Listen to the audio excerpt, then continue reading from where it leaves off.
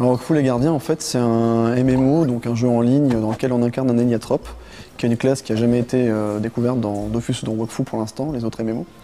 Et on va incarner une classe héliatrope dans un MMORPG, une initiation à Dofus ou à Wakfu. Et c'est surtout un projet qui est cross-média dans le sens où en fait on est totalement synchronisé avec la diffusion du dessin animé.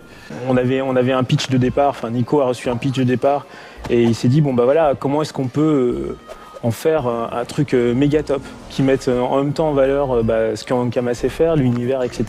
Mais en même temps essayer d'apporter cette fraîcheur à l'univers et au jeu. Donc on a essayé d'être le plus fidèle possible au dessin animé. Sans réinventer quoi que ce soit. On avait déjà une bonne base de données sur le plan graphique de l'animation. Donc on a pu réutiliser pas mal de choses, ce qui nous a permis d'être très fidèles à la série. Bon, en fait, c'est un peu notre travail d'ouvrir des portes justement pour en sortir. Vraiment, on a l'épisode qui est une base, nous on se le réapproprie et en fait on amène les joueurs à au même type de sensations en fait, qui sont dans le dessin animé mais à notre sauce. C'est pour ça qu'on peut faire des mini-jeux du type Metal Gear Solid où en fait on a repris le principe qui était dans l'épisode de libérer Ruel en fait et on s'est dit bon bah tiens on va faire un fake de Metal Gear où en fait le joueur va devoir esquiver des patrouilles et pour arriver à délivrer Ruel quoi. Ce qui se passe pas du tout dans le dessin animé comme ça. Alors on a commencé à amener les choses de façon un peu subtile. Donc déjà, les joueurs qui reviennent régulièrement dans le jeu verront que les dialogues des personnages changent régulièrement. Donc qu'au fur et à mesure que le scénario de la série avance, eux aussi racontent des choses sur ce qui se passe dans leur village justement. Par rapport à la synchronisation avec le dessin animé, on a certaines contraintes qui sont qu'on doit essayer au maximum de respecter l'essentiel de l'épisode. C'est-à-dire, on essaie de déterminer quels sont les moments clés de l'épisode et ensuite comment les retranscrire dans un combat typé Dofus-like. Il a ce côté plus simple par rapport à MMO. Donc on peut se dire ah bah non et tout, c'est pas si top que ça, mais en même temps il a une profondeur qui va se baser sur les petites histoires qu'on va raconter, le lien cross-média, clairement. Parce que mine de rien, l'univers se développe chaque semaine, en gros. Chaque semaine grâce au dessin animé, en plus grâce au MMO en préparation, au gros MMO en préparation. Donc c'est une vraie mise en bouche. Alors moi derrière je trouve qu'il y a ce côté-là, il faut que ça reste simple, parce que c'est un jeu sous browser game, il faut que les gens puissent y aller en mode détente quoi.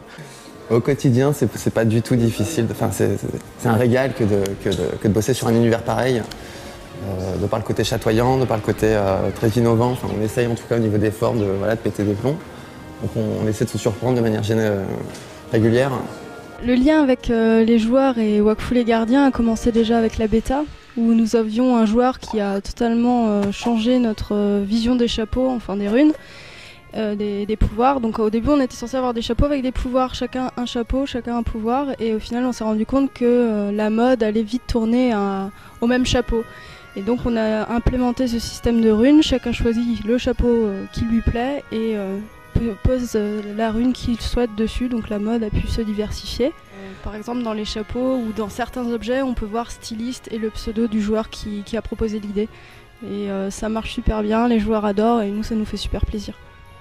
La particularité des gardiens, c'est que les héliatropes se retrouvent en fait sur le monde d'Emrub, qui est un petit peu à part, donc on va pas trop révéler la fin, puisqu'il y a de grosses révélations qui vont arriver vers la fin des gardiens.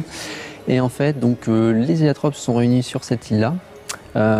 Cette île qui est en fait protégée par un dragon qui s'appelle Balthazar, qui est donc le protecteur de l'île.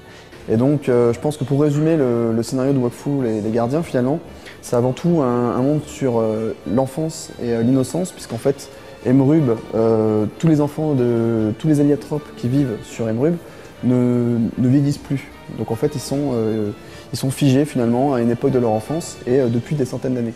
Donc on parle vraiment beaucoup de l'innocence, de l'enfance, et en même temps on essaie de raconter un peu qu'est-ce qui se passe dans cette espèce d'univers un peu Peter Pan, qu'est-ce qui se passe quand des enfants sont là depuis des centaines et des centaines d'années et ne peuvent plus mûrir finalement, ne peuvent plus grandir. Donc on parle aussi ça va arriver dans le jeu, de ce qui se passe ensuite, c'est-à-dire l'adolescence et la rébellion.